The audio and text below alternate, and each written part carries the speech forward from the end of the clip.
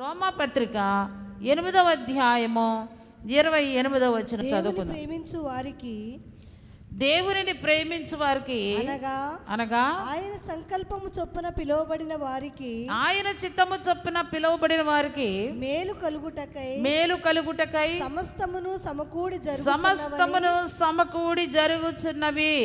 మేలు కలుగుటకై సమస్తమును సమకూడి జరుగుచున్నవి. ఎవరికి మరల మొదటిది దేవుని ప్రేమించు వారికి. మనందరము దేవుని ప్రేమిస్తున్నామా? మనము నిజముగా దేవునిని ప్రేమించినట్లయితే, ఎవరు దేవునిని ప్రేమించిన వారని కూడా అపోస్తలుడైన పౌలు గారు తెలియజేస్తున్నారు.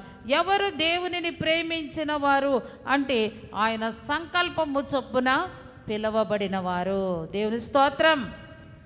ఆయన సంకల్పము చొప్పున ఆయన ఏర్పాటులో ఎవరున్నారో ఆ ఏర్పాటులో ఉండి ఆయన పిలిచిన వారు కనుక, పిలిచినటువంటి వారు ఆయన సంకల్పములో ఉండి పిలువబడిన వారు ఎవరంటే అబ్రహాము గారు.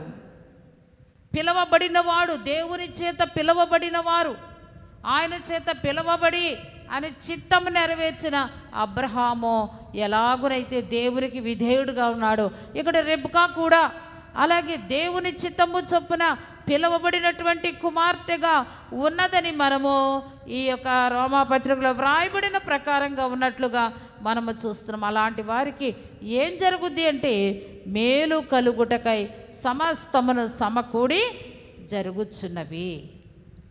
అందుకే ఈమె కూడా మేలు పొందింది. ఎలాంటి మేలు అంటే మామూలు మేలు కాదు. దేవుడు చేసిన గొప్ప మేలు సమస్తము సమకూడాయి కనుక దేవుడు ఎవరి విషయంలోనైనా అలాగే సమకూరుస్తారు.